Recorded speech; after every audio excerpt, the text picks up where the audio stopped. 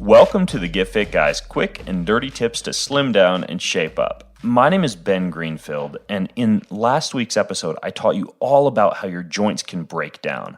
I'd highly recommend you go back and listen to that one. You can access it at iTunes or, for example, over at quickanddirtytips.com. You'll just want to look for episode number 285.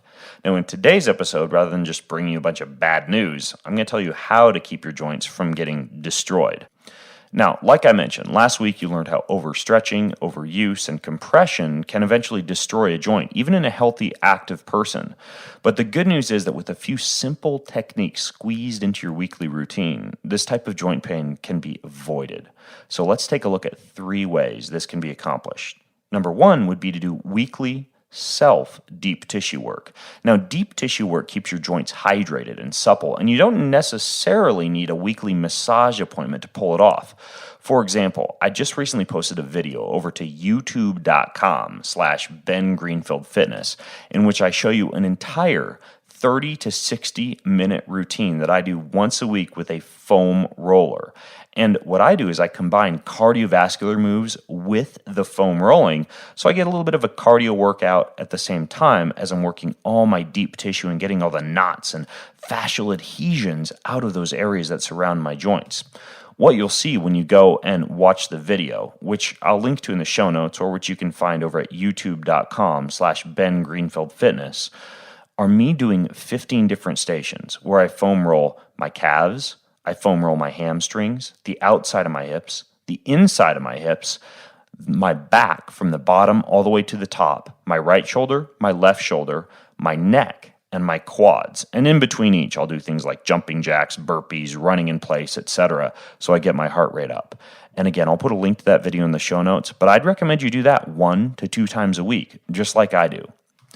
Number 2 is dynamic stretching. Now, I personally do a dynamic stretching session before or a few minutes into any workout. Dynamic stretching is also known as ballistic stretching, and it stands in stark contrast to static stretching because it can improve power, strength, and performance rather than actually decreasing power and strength like a static hold stretch would do. Now, when you're dynamic stretching, what you're doing is not just pulling on or holding a specific muscle group in a stretch, but instead you're doing things like ballistic and explosive movements such as swings and kicks. So for example, just try this. Put your hand on a wall and then use your left hand to pull your left heel to your butt. And that would be a traditional static quadricep stretch. Now, if you step away from that wall, and then you take a giant lunging step forward with your right leg, and you use your left hand to pull your left heel to your butt, and then you release that, and you take a giant lunging step forward with your other leg, and repeat that for the opposite side as you lunge across the room, that would be a more dynamic version of that same quadricep stretch, but suddenly you're quivering and balancing and focusing and moving the muscle all through the stretch. So you're improving stability, balance, and mobility. You're turning your brain on. You're actively contracting the muscle. You're improving blood flow, and it's a far superior method of stretching. Now, there's many, many ways in which you can dynamically stretch, but any basic dynamic stretch session usually has lunges, squats, swings, and movements of the joints and muscles through a variety of different movement patterns. So, for example, some of my favorites, and I'll link to videos for each of these in the show notes so you can see exactly what they look like, would be leg swings to the front or to the side, Frankenstein walks, where you're walking just like Frankenstein across the room, lifting your legs straight out in front while flexing your toes, walking lunges, bent over torso twists, and deep bodyweight squats. Now remember, just like a rubber band, a muscle is always more pliable when it's at a higher temperature. So if you want to train your body to move through a greater range of motion during your dynamic stretching, do 5 to 10 minutes of light cardio before you start your dynamic stretching. In other words, don't stretch your muscles when they're cold because that's like stretching a cold rubber band. And then finally, there's traction. Now, traction flies under the radar, but it's simply the application of a force to the body in a way that separates and elongates the tissue surrounding a joint.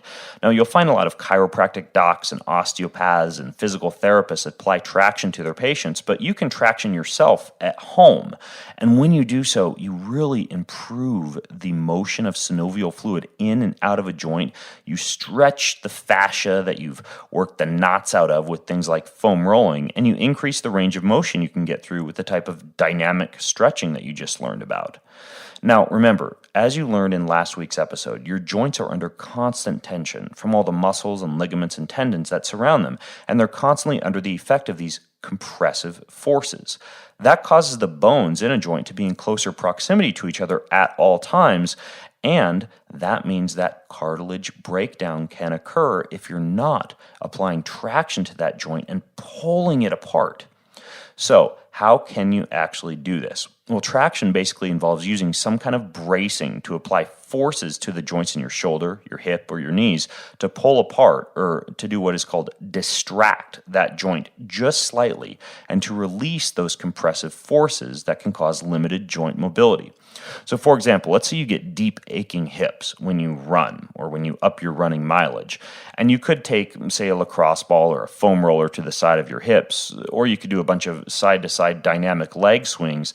But if you really want to get at the hip joint itself, you'd have to do hip traction or pull apart your hip socket. To do this, for example, you would get into all fours on the ground in a crawling position, and then you get a giant elastic band or a piece of elastic tubing, and I'll link to what I mean by that in the show notes over at quickanddirtytips.com.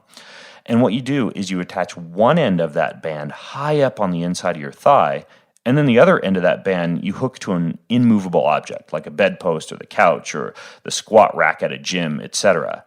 Then you move far enough away from that immovable object so that you feel the band pulling tension on that hip. You then rock your butt from side to side and front to back to move your hip in the newly open space that the traction from the band created. And what this does is it causes small increases in lubricating fluid into the joint space and reduces a lot of the cramps and spasms that creep into overactive muscles around your hips. Now, I know this can be tough to visualize, so I'm going to include plenty of photographs and videos over in the show notes at quickanddirtytips.com. One other very simple example of traction that I do a couple of times a week, especially after I've been sitting for a long period of time, is the use of an inversion table, where I'll just hang upside down from an inversion table to pull all the little joints in my spine and my neck apart. And this also can work on your knees, your hips, and your feet. So, that's it. Do deep tissue work, do dynamic stretching, and incorporate traction, and the compression, the overstretching, and the overuse injuries that you discovered in the last episode that tend to destroy your joints will be far less likely to happen to you as you age, far less likely to cost you money and movement potential and pain as you age, and more likely to allow you to stay active for life, pain-free. So if you have questions, comments, or feedback about any of these issues, especially these tissue issues that occur as you age, and you want to keep joint replacements and other frustrating, hobbling issues at bay, join the conversation over at facebook.com/getfitguy. And if you go to facebook.com/getfitguy, I'll be there waiting, ready to answer your questions. And until next time, I'm Ben Greenfield, the Get Fit Guy, asking you, what are you waiting for? Go get fit.